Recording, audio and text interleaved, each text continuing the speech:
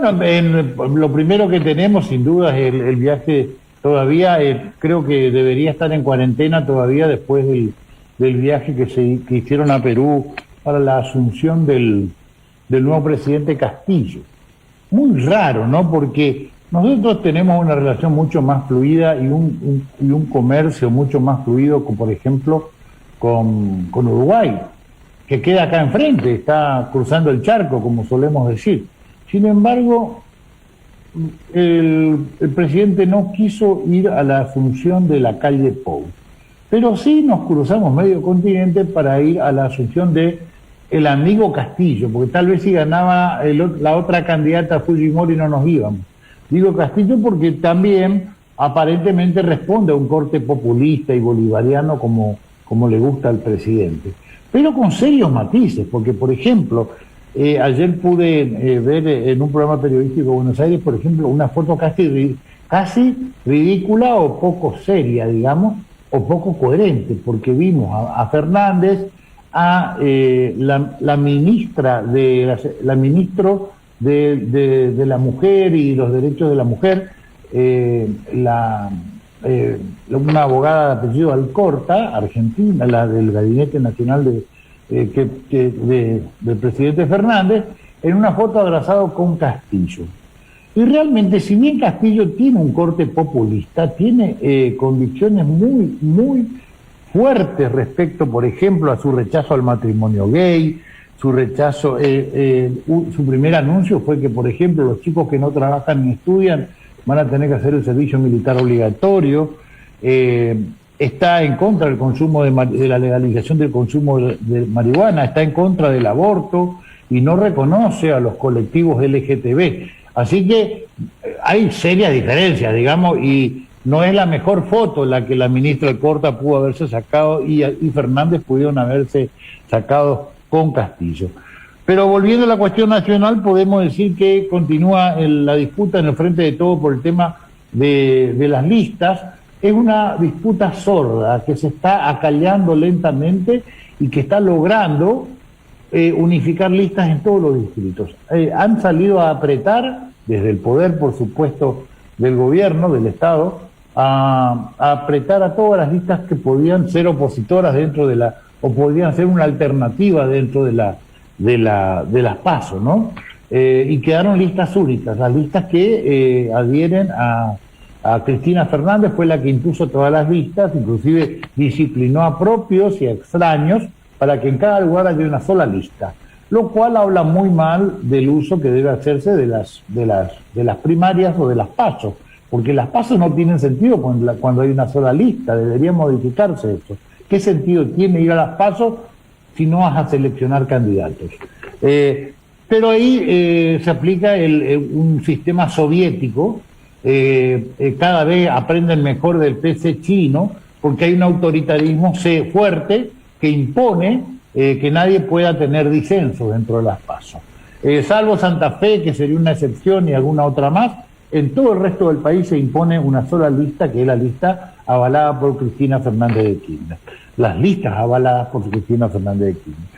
Por suerte en la oposición hay disenso, y también hay peleas que no son buenas, por ejemplo, como la que se está dando entre Manes y entre el radicalismo y Manes y el sector que lidera Rodríguez Larreta con Santilli. Hay disidencias, hay rispideces, que bueno, así es un sistema democrático, tiene que haber alguna diferencia, si no, no estarían en listas diferentes. Pero bueno, de todos modos es interesante ir dejando de lado las diferencias y empezar con las propuestas. Esto lo hago como crítica a estos sectores de la oposición. Mientras tanto, en este contexto electoral y de debacle económica y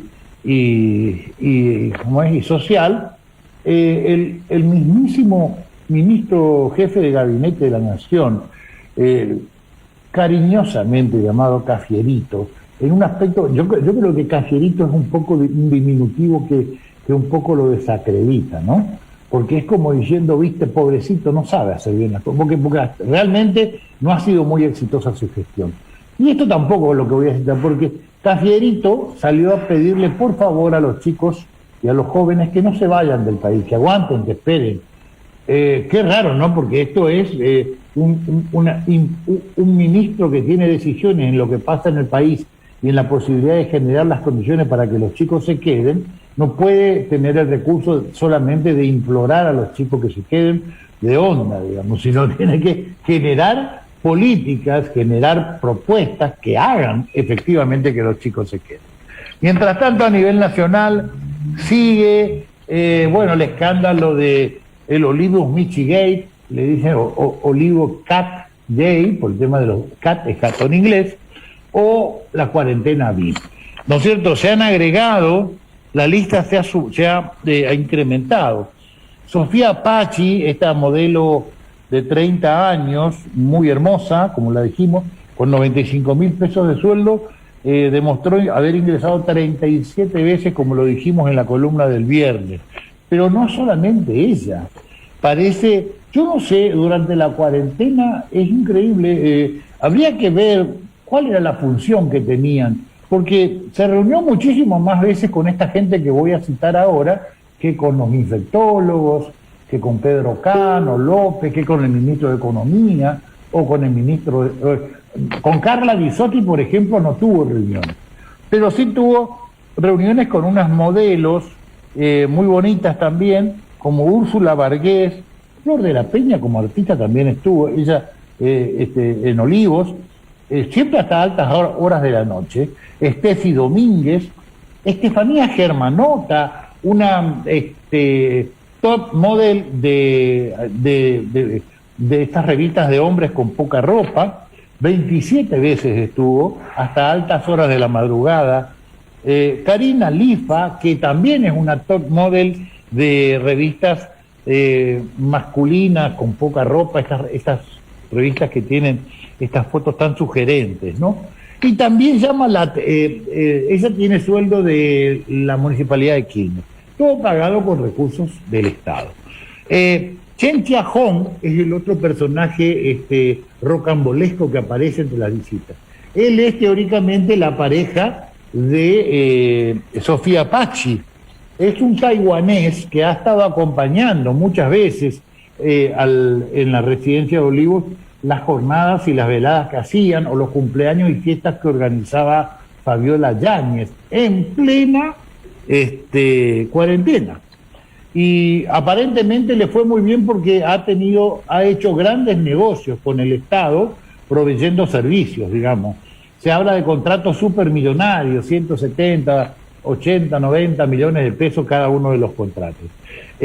También estuvieron muy presentes el estilista y el Emanuel López, peluquero de Fabiola Yáñez, con un sueldo de 105.000 pesos pagado por nosotros, asesor también en la parte de comunicación. Este joven estilista y especialista en medios, con fotos y todo eso, Emanuel López. Un muchacho guapo y bien parecido también, muy presente en todas las reuniones. Es increíble lo que les voy a contar ahora, pero los entrenadores de Dylan, el perro de Alberto, estuvieron 35 veces. O sea, que Dylan, el perro de Alberto, tuvo más clases de entrenamiento que nuestros hijos en un año y medio. Mientras tus hijos tenían que quedarse y no podían ir a la escuela, Dylan tenía clase todos los días. Fíjate vos hasta qué punto llega el concepto de lo que es la oligarquía K. Mientras los mortales no tenían clases, el perro del presidente sí tenía entrenamiento y clases. La diferencia que hay, ¿no? Ya tuvimos vacunatorio VIP, donde demostramos cómo la oligarquía K prevalece sobre el resto, y ahora tenemos cuarentena VIP, porque parece que mientras vos que me estás escuchando, no podías ir a visitar a tu mamá, no podías ir a velar a tus muertos, no podías asistir a familiares enfermos, no podían ir a la escuela, mientras vos no podías abrir tu negocio. Había gente que sí podía ir, venir, reunirse, hacer fiestas, ¿no es cierto?, en la casa a costo nuestro. Nosotros pagábamos eso, le pagábamos los sueldos, le pagábamos lo que consumían ahí, y también el lugar o el espacio que está la residencia de Olivos está pagada y mantenida con recursos del Estado. Así que me imagino vos, que sos peluquero, peluquera, que no pudiste trabajar 1 año y medio, comparate con el peluquero de Fabiola, que tuvo 37 ingresos y gana más de 105.000 pesos, ¿no es cierto?, de recursos pagados por vos mismo. Vos, que no podés abrir, le estás pagando el sueldo. Así que esta es la situación que se ha generado. Y esto es una demostración de la dimensión y de la vigencia que tiene el concepto de cuarentena VIP, mientras nosotros, como unos... Yo realmente no quiero ser maleducado, pero le pregunto a la gente que me está escuchando, ¿no te sentís pelotudo? ¿No te sentís una pelotuda? Mientras a vos te perseguían, te acosaban, te multaban, te clausuraban, en Olivos, los que deberían dar el ejemplo, con nuestros recursos, estaban en pleno jolgorio, ¿no es cierto? Y algo más también, ¿no? Realmente esto es una demostración de la impunidad y el desprecio que sienten por la gente común.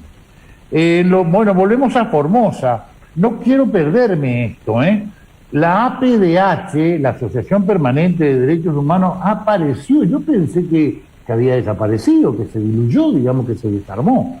Apareció para pedir prisión domiciliaria, que termine, que anulen la prisión domiciliaria para el militar Horacio Rafael Domato, y repudiaron acciones sexuales o de acoso sexual a una empleada doméstica que habría tenido este señor Domato, un octogenario acusado ya de derechos humanos en la década del 70, que me parece excelente y muy bien su juzgamiento y su encarcelamiento. Es más, yo creo que debe permanecer en la cárcel y no tener prisión política.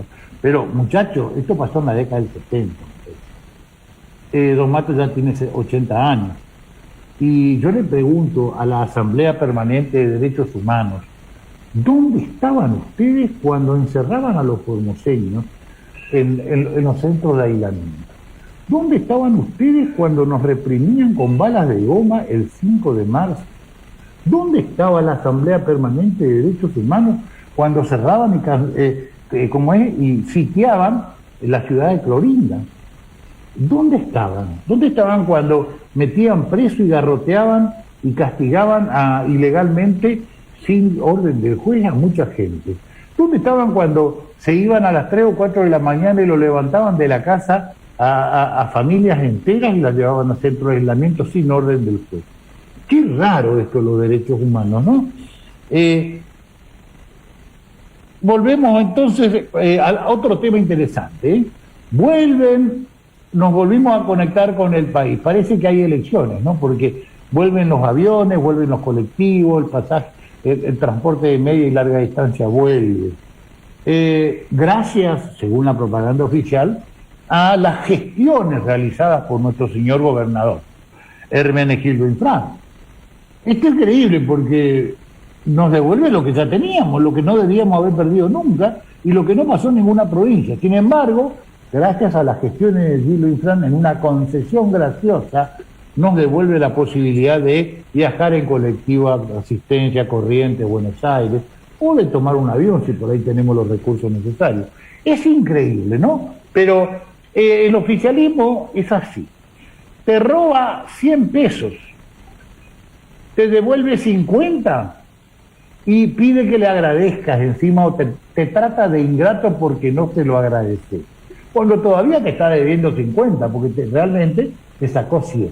A nosotros nos sacaron los vuelos, nos tuvieron aislados, nos sacaron el colectivo durante 1 año y medio, y ahora resulta, están tratando de restablecer en forma lenta y progresiva, y resulta que se lo tenemos que agradecer a Gildo Infran. Nos están coimeando con nuestra propia plata y nos toman el pelo. Bien, esto es un modus operandi instalado en la cultura del feudalismo de Formosa. Como siempre digo, te rompen las rodillas, te dejan lisiado, después te regalan las muletas y piden que aplaudas y agradezcas. En definitiva, no hay nada que agradecer a Gildo Infran. Tuvimos la desgracia de estar por medidas absolutamente equivocadas, estar aislados del país. Y solamente los que tenían 5.000, 10.000 pesos para poder pagar un remis eran los que podían salir o los que tenían auto eran los que podían salir de la provincia. Vamos a también no podemos dejar de hacer una referencia a lo que pasó en las últimas horas con los candidatos. Por un lado lo tenemos a Fernando Carabajal, que está haciendo un trabajo muy fuerte, muy sostenido, muy sólido.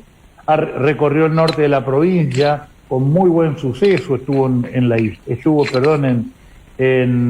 Espinillo, estuvo en la zona norte, estuvo en Clorinda, estuvo en la ciudad de Formosa, en la plaza, hablando con jóvenes, estuvo también con la dirigencia del Movimiento de Integración y Desarrollo, otro de los partidos que forman el frente, en todos demostrando una fuerte inserción y un gran consenso, digamos, y avanzan a paso firme, digamos. He podido ver una encuesta inclusive en la cual, no es una encuesta de votación, sino de imagen. Le piden a la gente que, por ejemplo, en 2 o 3 palabras defina a los candidatos. Y realmente la diferencia que hay de Fernando Carabajal respecto a Neme y a Ramiro Fernández Patri es abrumadora. En los otros casos, de cada 10 personas, 8 o 9 tienen conceptos poco felices con Neme y con Fernández Patri, y a lo sumo 1 o 2 dicen que un concepto bueno. Esta relación se invierte en el caso de Fernando Carabajal, donde de cada 10 personas, 8 o 10 opinan favorablemente y solo 1 o 2 lo hacen en forma desfavorable. Así que me sorprendió esta encuesta que, reitero, esto no implica votación, o sea, no es que va a votar, sino qué imagen tiene de cada persona. En cuanto a la Neme, en un acto multitudinario, realmente no podemos hablar, porque hizo un acto en Mansilla, tenía como a sus espaldas como fondo el puente, y nunca pudimos ver cuánta gente había, porque solamente la imagen se congeló en los 3 o 4 candidatos que estaban adelante, y nada más. Habló Neme y habló Bigatti, y no se pudo ver mucho, no se pudo ver la convocatoria que tuvieron. Cosa que sí se puede ver, por ejemplo, en las reuniones que organiza Fernando Carabajal. Y en un giro dialéctico, y a mí me parece muy bien que Neme hable de su gestión en el último año y medio, que ponga en relieve todo el trabajo que hizo, el compromiso, me parece fantástico. Ahora, que se ponga a dar consejos de cómo hacer oposición, si hace 1 año y medio, hace 5 minutos se peleó con el oficialismo, realmente me parece un despropósito. Y hago referencia yo no tengo ganas de pelearme con Gabriela, pero si Gabriela Neme, o de hablar mal de ella, pero si Gabriela Neme se empeña en esta actitud y dice, por ejemplo, cosas como la que dijo en Mansilla, que debemos terminar con 25 años de una oposición un oficialismo y una oposición que le fue funcional al gobierno provincial, realmente me parece una locura, porque hasta hace 5 minutos Neme era parte del oficialismo provincial. Yo pregunto, ¿dónde estaba Neme cuando denunciábamos los chicos muertos de la comisaría del Menor? ¿Dónde estaba Neme cuando nosotros presentábamos los proyectos de ley con Burjaile o con Arce para el reconocimiento de los mártires, soldados mártires del 5 de octubre? ¿Dónde estaba Neme cuando nosotros denunciábamos, éramos perseguidos y éramos castigados y reprimidos? ¿Te acuerdan cuando en el 2013 denunciábamos el tema de Dioxitec y lo seguimos haciendo hasta ahora? Porque está instalada una fábrica de elementos radiactivos que no tiene ningún beneficio para Formosa y que va a contaminar gravemente el ecosistema de la provincia de Formosa, que fue expulsada de muchos lugares del país. ¿Dónde estaba Neme cuando eso ocurría? ¿Dónde estaba Neme cuando nosotros denunciábamos la obra del puerto, por ejemplo, o la obra de legislatura? ¿Dónde estaba Neme cuando en la represión de Colonia La Primavera mataban a López? La policía brava de Gildo Infran mataba a López. ¿Dónde estaba Neme cuando nosotros denunciábamos la conexión de Chicone Calcográfica y Gurú con el gobierno de la provincia de Formosa, que por el pago de una coima de más de 7 millones de pesos del erario público formosense? ¿Dónde estaba Neme? Porque yo le puedo decir dónde estaba Adrián Bogado cuando fue la reforma de la Constitución. Quien está hablando, este humilde columnista, fue diputado constituyente en la reforma del 2013.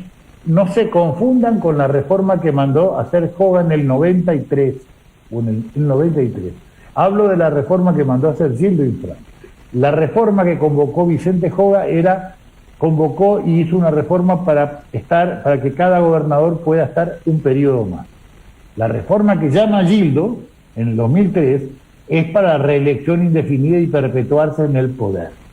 Me tocó ser en una situación difícil, en aquel entonces habíamos terminado con la crisis del 2001, la caída de la Rúa, me tocó ser presidente de bloque de diputados de la oposición, que como corresponde, nos resistimos heroicamente, diría yo, a la reelección indefinida, a la perpetuidad en el poder y a un montón de otras prerrogativas que consagró esa nefasta reforma del año 2003.